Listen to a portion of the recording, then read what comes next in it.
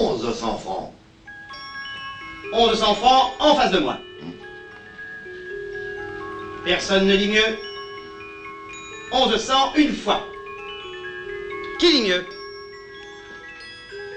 1100 francs en face de moi. Pas de regret? 1100 deux fois, personne ne dit mieux.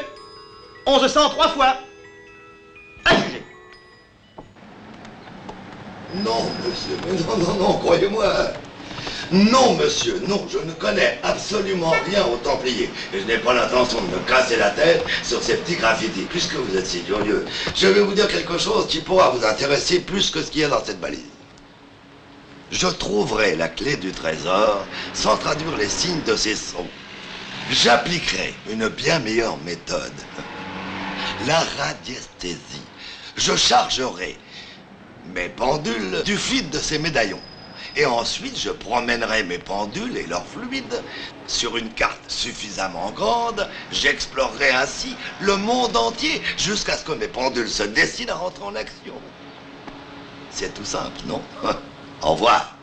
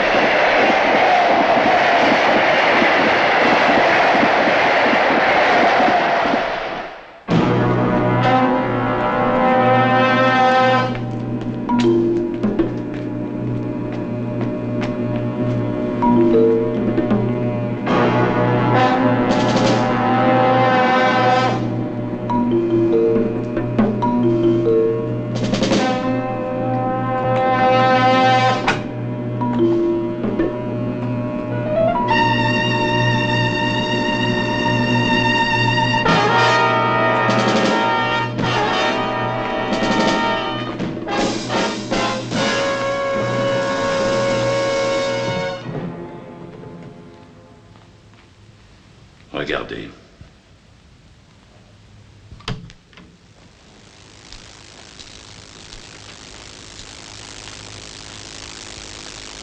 Vous remarquerez que l'antenne se déplace dans la direction de la médaille.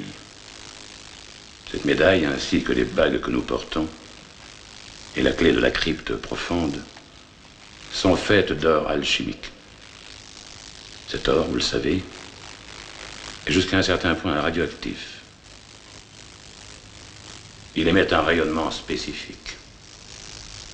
Je crois que nous allons faire de cet appareil une bonne application. Le ciboire volé chez notre regretté frère Maxime de Borrego par l'assassin est lui aussi fait d'or alchimique.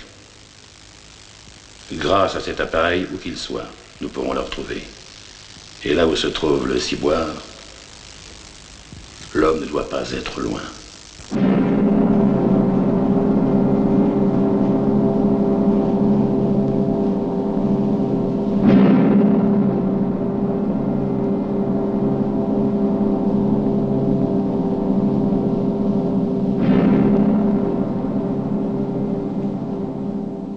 Cela arrive à l'instant même de l'imprimerie, monsieur.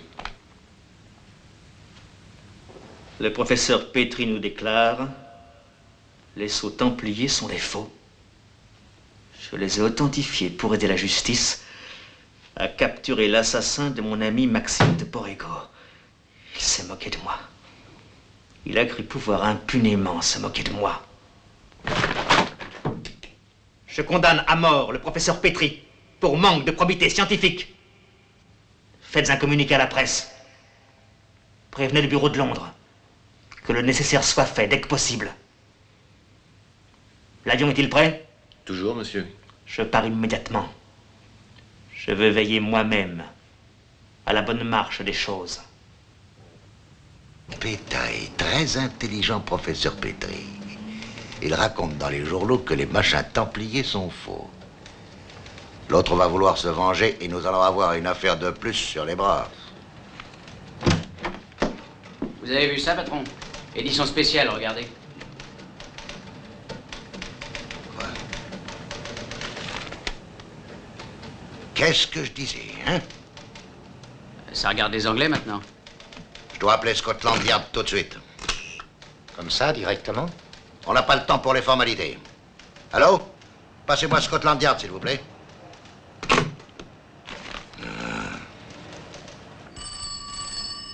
Hello, Superintendent Malcolm here. Ici le commissaire divisionnaire Sorbier. C'est urgent. Le professeur Louis Petri est en danger. Il est menacé d'assassinat. Intervenez immédiatement. Je vous rappellerai plus tard.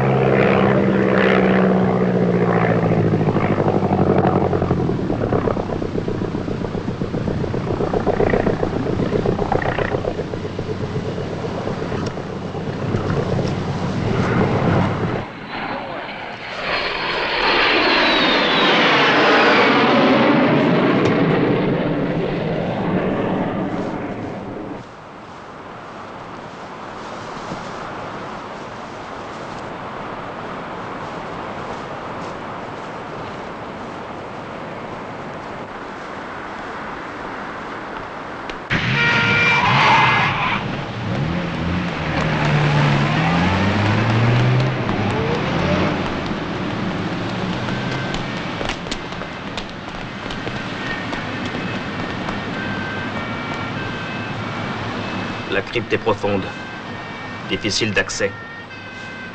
Ils arriveront trop tard.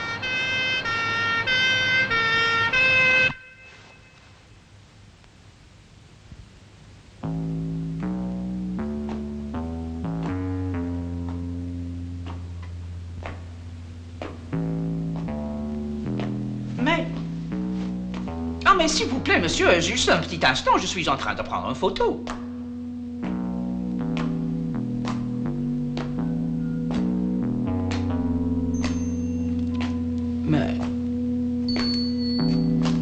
monsieur.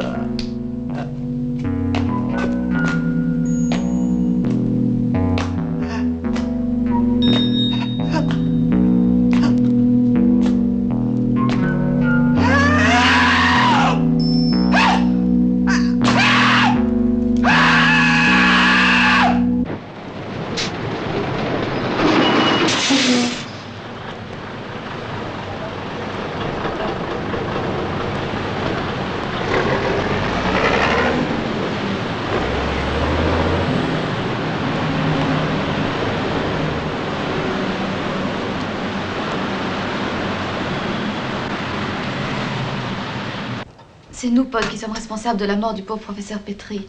Cette idée des seaux, c'est nous qui l'avons eue. Et je les ai fabriqués. Non, Martine.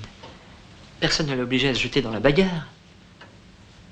Et ensuite, pourquoi clamer partout que les seaux étaient des faux?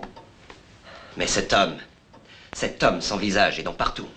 À Paris, à Londres. Oh, Paul, il faut partir loin d'ici, n'importe où. Sinon, il nous tuera, nous aussi. J'en suis certaine, Paul. Partons. Elle a raison. Oui, allô? Oui, c'est bien ici, c'est moi. C'est Borrego, l'appareil. C'est une communication de l'Inter, ça vient de la province. Je vous passe la gendarmerie. Oui, allô? Sorbier. Commissaire Sorbier. Qu'est-ce qui se passe? Je vous appelle de Moriaville, un petit patelin dans Lyon. À 200 ou 300 mètres, en dehors du village, il y a des ruines d'une commanderie templière. On vient d'y retrouver le cadavre de votre oncle. Mais c'est incroyable, c'est complètement idiot. C'est comme ça, amenez-vous immédiatement avec vos amis. J'ai commandé une voiture à la boîte, elle doit vous attendre devant votre porte.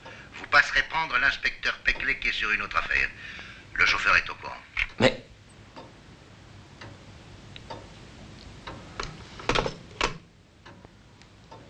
Mais qu'est-ce que c'est encore que cette histoire?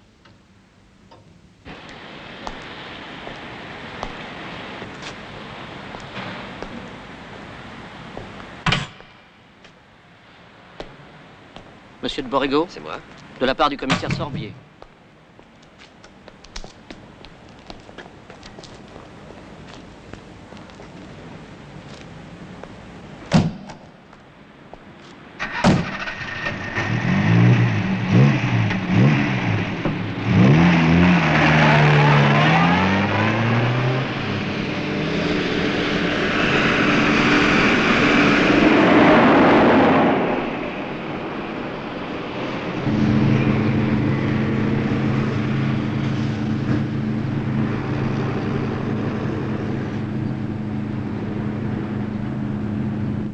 Cette fois, ils ne m'échapperont pas.